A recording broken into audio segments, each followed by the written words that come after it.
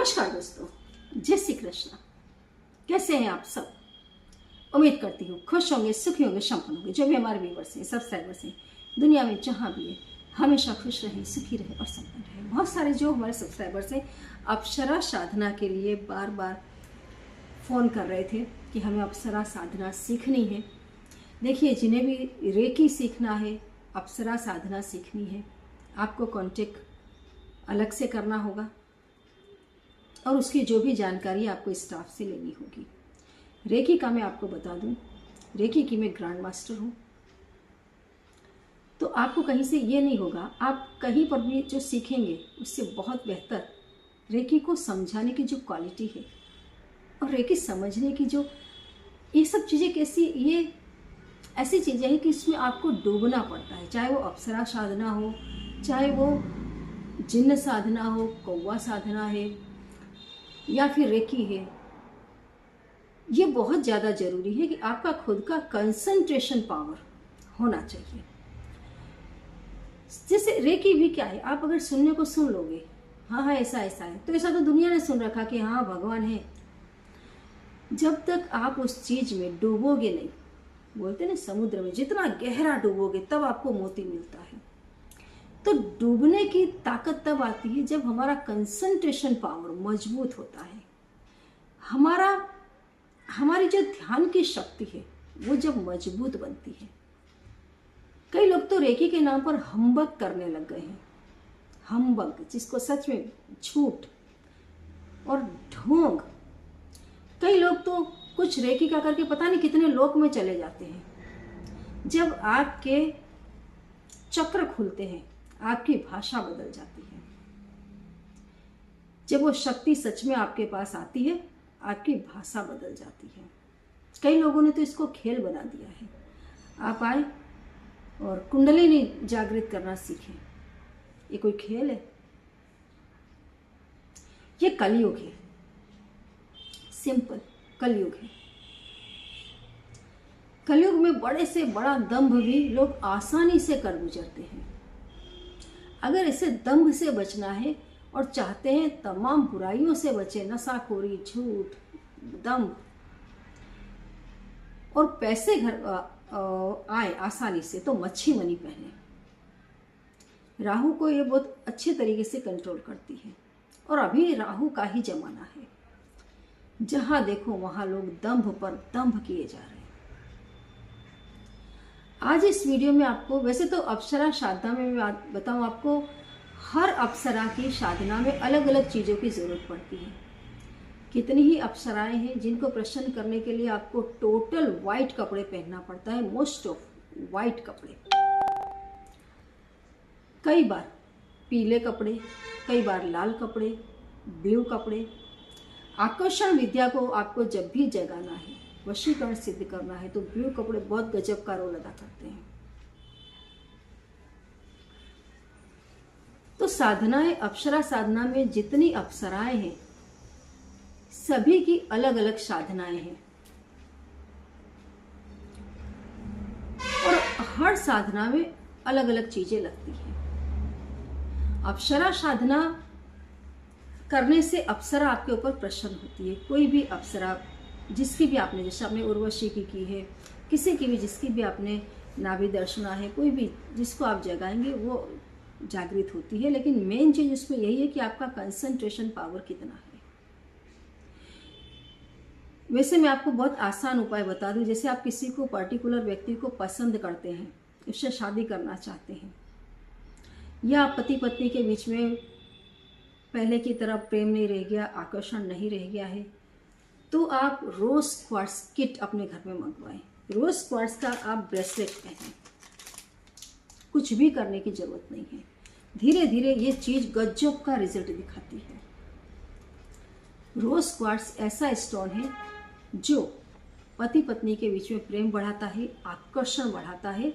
इसके अंदर आपको पेंडेंट मिल जाता है जो आप गले में पहन सकते हैं, अंगूठी मिल जाती है जो आप हाथ में पहन सकते हैं, इसमें आपको ब्रेसलेट मिलता है, टंबल मिलता है जो आप अपने पर्स में रख सकते हैं, और सबसे इम्पॉर्टेंट चीज़ ये एंजल, जो एंजल नंबर्स मैं आपको देती हूँ, ये वही देवदूत हैं जो आपकी इच्छाएं पूरी करते हैं। इस एंजल को अगर आप अपने पास रखते हैं, बेडरूम में रखते हैं, तो भी पति पत्नी के बीच में बहुत अच्छा आकर्षण रहता है। एंजल को अगर आप अपने पास रखते हैं तो मन चाहा पात्र आपको मिल जाता है। ये रोज क्वार्ट्ज किट बहुत गजब का काम करती है, अगर साधारण तरीके से आपको इस दिशा में चले जाना है बिना कोई मेहनत किए। लेकिन अगर आप चाहते हैं कि सच में ऐसी शक्ति आपके पास आए, क्योंकि अप्सराएं, ज़्यादातर लोग क्या करते हैं, अप्सराओं को प्रसन्न कर लेने के बाद उसको पत्नी रूप में, प्रेयसी रूप में स्वीकार करते हैं। मोस्ट ऑफ लोग अप्सरा साधना इसीलिए करते हैं, जिनकी शादी ब्याह नहीं हो पाते हैं, वो अप्सरा साधनाओं को जगाते हैं। मैं क्लास में ही बताती हूँ कि अप्सरा साधना ऐसे मत जगाओ। अगर आपने अप्सरा को ऐसे जगा लिया, फिर आप फ्यूचर में कभी भी किसी और से जुड़ना चाहेंगे तो वो अप्सरा आपको उससे जुड़ने नहीं देगी। थ्रू आउट आपकी जो लाइफ है वो उस अप्सरा के अंडर में आ जाती है, और आपको वही सब करना पड़ेगा जो अप्सरा चाहती है। आपने सुना होगा कर्ण पिशाचिनी साधना। जिन लोगों ने पैसों की लालच में कर्ण पिशाचिनी साधना सिद्ध किया, उसके बाद वो ज़्यादातर मौत मांगते दिखाई दिए कि मुझे मौत मिल जाए। कर्ण पिशाचिनी ने उनकी वो दुर्दशा की, उन्हें जीते जी अपना मलमूत्र खिलाया, सिर्फ मलमूत्र पर ही जिंदा रखा, और उनसे वो सब कुछ करवाया जो एक जानवर भी करने में पीछे हटता है, तब जाकर के वो सिद्ध होती है। तो अप्सरा साधना में भी आप ये ध्यान रखें कि आपको अप्सरा को प्रेयसी पत्नी के रूप में एक्सेप्ट नहीं करना है। दोस्त के रूप में करें, माता के बहन के रूप में करें। जब अप्सरा आती है आप उसको उस रूप में संबोधन करें और उसी रूप में एक्सेप्ट करें, ताकि आपकी जो पर्सनल लाइफ है वो सेफ बनी रहे। बराबर। तो अब मैं आपको बताऊं करना कैसे है अप्सरा साधना। इसमें आप शुक्रवार का दिन पसंद करें, सबसे ज़्यादा श्रेष्ठ रहेगा। इस वीडियो में मैं आपको उर्वशी साधना के बारे में बता रही हूँ। ये साधना सिर्फ एक दिन की है। वैसे अप्सरा साधनाएं रात को की जाती है, रात को ही अप्सराएं आती हैं। तो यह है उर्वशी साधना। आपको करना क्या है, कोई एक कमरा पसंद कर लेना है जो बिल्कुल खाली हो, उसमें कोई सामान ना हो दूसरा आपके सिवाय। आप तो इंसान हो, कोई जैसे कई लोग घर में कमरे में बहुत सारा गिचपिच सामान भरा होता है, ऐसा नहीं। कमरा खाली हो, आपको लाल कलर के कपड़े पहनने हैं। लाल कलर की आपको आसनी ले लेनी है। उर्वशी जो अप्सरा है इसका यंत्र आता है, कोशिश करें वो यंत्र आप बाजार से ले आए। अच्छा सा परफ्यूम ले लें, गुलाब के फूल ले लें, घी का दिया, अगरबत्ती और कुछ मिठाई ले लें। बराबर। स्फटिक की माला ले लें। स्फटिक की माला भी चलती है, और उसमें ये जो रोज क्वार्ट्ज की माला है ये भी चलती है। रोज क्वार्ट्ज की आप माला ले सकती हैं या फिर स्फटिक की माला लें। पूर्व की तरफ मुंह करके बैठ जाएं। पहले पूरे घर में आप परफ्यूम को छिड़क दें, शुद्ध गंगा जल छिड़कें। फिर एक पटे पर लाल कपड़ा बिछा लें, उसके ऊपर आप यंत्र को रखें। अगर यंत्र नहीं मिला है आपको तो चावल की ढेरी करें, उसके ऊपर घी का दिया जला दें उर्वशी के नाम से। बराबर। खुशबूदार अगरबत्ती जला दें। गुलाब की पंखुड़ियाँ पूरे घर में और पटे पर फैला दें। अपने ऊपर भी जबरदस्त बहुत ही अच्छा वाला परफ्यूम लें और ज़बरदस्त परफ्यूम छिड़कें। पूरे घर में परफ्यूम छिड़क दें, पटे पर भी परफ्यूम छिड़क दें। उसके बाद में आपको जो शुरुआत करनी है, पहले अपने गुरु को प्रणाम करना है, अपने कुलदेवी को प्रणाम करना है और प्रार्थना करनी है कि मुझसे कोई भूल ना हो, मैं बहुत ही अच्छे से सात्विक ढंग से पूजा करूं और उर्वशी को प्रसन्न करूं। बराबर। उसके बाद में आपको अपना दरवाज़ा मतलब बंद करके ही बैठना है। इतना ध्यान रखना है, घर वालों को भी हिदायत दे देनी है कि कोई आकर के बीच में डिस्टर्ब ना करे।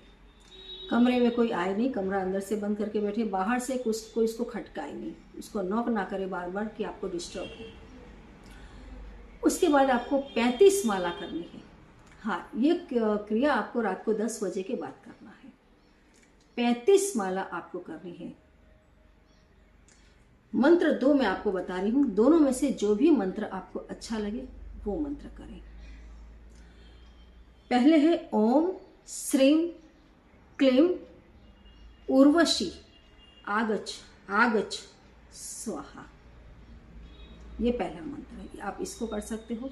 दूसरा छोटा सा मंत्र है ओम उर्वशीये नमः। दोनों में से कोई भी मंत्र आप पसंद कर लो और पूरा कंसंट्रेशन करके बैठो कि अब उर्वशी आएगी और आपको 35 माला करनी है, गिन करके 35 माला।